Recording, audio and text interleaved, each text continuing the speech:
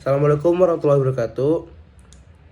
Kami dari Kompak 8 akan mempresentasikan tentang HAKI, yaitu hak paten dalam bisnis. Saya Ahmad Badawi Ali selaku moderator, dan teman-teman saya. Materi pertama yaitu ada Aditya, pemateri kedua Bima, pemateri ketiga yaitu Najat. Kepada pemateri pertama yaitu Aditya, waktu dan tempat saya persilakan. Baik, terima kasih kepada moderator. Saya akan menjelaskan pengertian paten, invensi, dan inventor. Yang pertama yaitu paten. Paten adalah hak eksklusif yang diberikan oleh negara kepada penemu atas hasil penemuannya itu di bidang teknologi, yang untuk selama waktu tertentu melaksanakan sendiri invensinya tersebut atau memberikan persetujuannya kepada pihak lain untuk melaksanakannya. Kemudian, menurut Undang-Undang RI Nomor 14 Tahun 2001, Pasal 1 Ayat 2, pengertian invensi adalah ide inventor yang dituangkan ke dalam suatu kegiatan pemecahan masalah yang spesifik di bidang teknologi, yang dapat berupa produk atau proses, atau penyempurnaan dan pengembangan produk atau proses. Selanjutnya, inventor. Menurut Undang-Undang RI Nomor 14 Tahun 2001 Pasal 1 Ayat 3, inventor adalah orang yang secara sendiri atau beberapa orang yang secara bersama-sama melaksanakan ide yang dituangkan ke dalam kegiatan yang menghasilkan invensi. Perlu diketahui, kata paten berasal dari bahasa Inggris patent, yang awalnya berasal dari kata patere yang berarti membuka diri atau untuk pemeriksaan publik, dan juga berasal dari istilah letters patent, yaitu surat keputusan yang dikeluarkan kerajaan yang memberikan hak eksklusif kepada individu dan pelaku bisnis tertentu.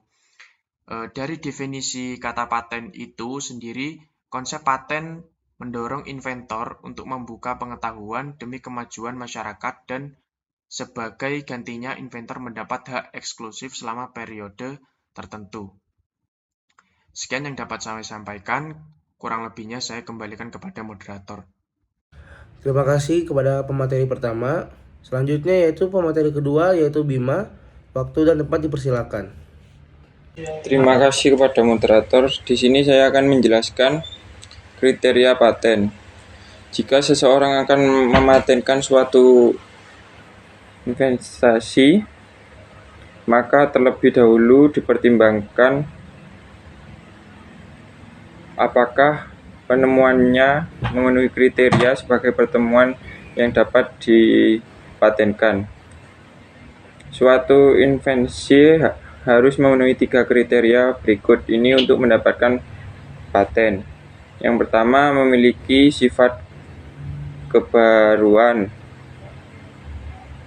Sifat kebaruan ini dilihat secara universal. Jika hanya di satu negara, invensi yang didaftarkan tersebut harus dapat dipastikan baru dan belum ada invensi serupa di bagian dunia manapun. Yang kedua, memenuhi langkah inventif. Terus yang ketiga, dapat diterapkan dalam bidang industri. Secara umum ada kategori besar mengenai subjek yang diciptakan, yaitu 1. Proses, 2. Mesin, 3. Barang yang diproduksi dan digunakan. Kemudian materi selanjutnya yaitu permohonan paten. Permohonan diajukan dengan mengisi formulir. Permohonan wajib melampirkan yang pertama tanggal, bulan, dan tahun permohonan.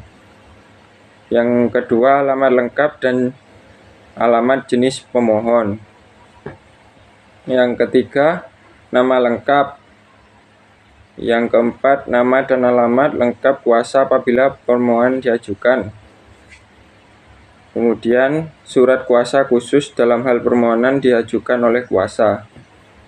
Kemudian, penyataan permohonan untuk diberi paten. Judul invensi, klaim invensi. Selanjutnya, ada setiap permohonan paten akan diumumkan oleh pemerintah yang dilakukan dengan menempatkannya dalam resmi paten yang diterbitkan secara berkala oleh Ditjen Haki. Atas permohonan yang diajukan, Nitizen Haki akan memberikan keputusan untuk menyetujui atau menolak permohonan. Sekian dari saya kembalikan ke moderator. Terima kasih kepada pemateri kedua. Selanjutnya yaitu pemateri ketiga yaitu Najat. Waktu dan tempat dipersilakan. Ya, pemegang paten memiliki hak khusus untuk melakukan paten yang dimilikinya dan melarang orang lain tanpa persetujuan menggunakan hak tersebut, baik untuk paten produk maupun paten proses. Dalam sistem hukum Romawi dikenal dengan asas sum cui quae tribun yang menjamin bahwa benda-benda yang diperoleh melalui kemampuan intelektual adalah kepunyaan orang tersebut. Karenanya kepada pihak lain yang dengan sengaja dan tanpa melakukan perbuatan disebut pasal 16 Undang-Undang Paten tersebut. Dengan demikian bahwa pemegang paten dan pemegang lisensi berhak mengajukan ganti rugi melalui pengadilan niaga.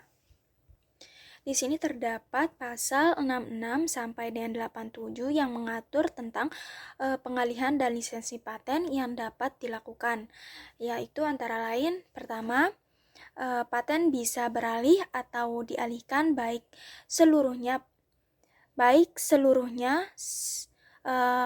sebagian karena pewarisan, hibah, wasiat, perjanjian tertulis, atau sebab lain. Yang kedua yaitu pengalihan hak tidak menghapus hak penemu atau inventor untuk tetap dicantumkan nama dan identitasnya dalam paten yang bersangkutan. Yang ketiga yaitu lisensi adalah izin tertulis untuk melaksanakan paten dalam jangka waktu tertentu dan syarat tertentu. Lisensi paten hanya bersifat pemberian hak untuk menikmati manfaat ekonomi suatu paten tersebut. Yang keempat yaitu perjanjian lisensi wajib dicantumkan pada Direktorat Jenderal dengan dikenai biaya. Apabila tidak dicantumkan perjanjian tersebut, maka tidak mempunyai akibat hukum terhadap pihak ketiga. Yang kelima yaitu lisensi wajib adalah lisensi untuk melaksanakan paten yang diberikan berdasarkan keputusan Direktorat Jenderal atas dasar permohonan tersebut. Dengan demikian, pemegang paten selaku pemegang hak eksklusif sewaktu-waktu dapat mengalihkan haknya sesuai dengan peraturan perundang-undang yang berlaku. Peralihan ini bisa sebagian atau seluruhnya seperti melalui pewarisan, hibah, wasiat, lisensi, dan lain sebagainya. Khusus untuk lisensi ini merupakan hak yang diberikan oleh pemegang hak kepada penerima hak dalam jangka waktu tertentu untuk menikmati hak itu secara ekonomi. Di sini terdapat studi kasus. Contohnya seperti studi kasus batik yang sering kita dengar, yaitu terkait dengan masalah batik, di mana batik ini asalnya itu diperoleh dari mana. Nah, batik di sini merupakan produk yang dikeluarkan oleh negara Indonesia. Namun hak patennya ini diambil patennya oleh negara Amerika Serikat sebanyak 12 buah. Lebih parahnya lagi, Indonesia tidak ada paten terhadap batik tersebut. Sebenarnya sudah lama ini dipersoalkan tentang batik ini, bahwa selain negara Amerika Serikat, ternyata negara jiran dan Malaysia juga mengakui atau mengambil produk batik Indonesia ini yang kemudian mematenkannya. Dalam hal ini, Malaysia malah berdalih bahwa kain batik ini bermotif tidak hanya di Indonesia, namun di negara-negara lain juga ada batik tersebut. Mereka menentang kalau Indonesia ini hendak mengklaim batik sebagai warisannya. Nah, dengan demikian di sini bahwa tugas pemerintah itu harus ada, yang dimana produk Indonesia tidak boleh diambil oleh negara-negara lain. Dengan kata lain, bahwa kita negara Indonesia tentunya harus merebut hak patennya itu sendiri. Baik, terima kasih, saya serahkan ke moderator. Terima kasih kepada pemateri yang ketiga. Saya akan membacakan kesimpulan. Paten adalah hak eksklusif yang diberikan oleh negara kepada penemu atas hasil penemuannya itu di bidang teknologi, yang untuk selama waktu tertentu melaksanakan sendiri invensinya tersebut, atau memberikan persetujuan kepada pihak lain untuk melaksanakannya. Keberadaan hak paten yang efektif di Indonesia sangat dibutuhkan dalam konteks dunia yang semakin global ini. Untuk menjadikan hukum paten Indonesia seperti ini semestinya dikenal dari berbagai persoalan yang akan berakibat tidak efektifnya hukum paten. Apabila persoalan ini sudah ditemukan, selayaknya pula segera dicarikan solusi guna mengantisipasi persoalan lainnya yang akan muncul sekaligus guna mewujudkan cita-cita dari hukum paten Indonesia, yakni melahirkan inventor baru dan mampu mendorong bergeliatnya perekonomian bangsa. Cukup sekian dan terima kasih. Jika ingin bertanya, bisa bertanya di kolom komentar di bawah. Kami dari kelompok 8 pamit undur diri. Wassalamualaikum warahmatullahi wabarakatuh.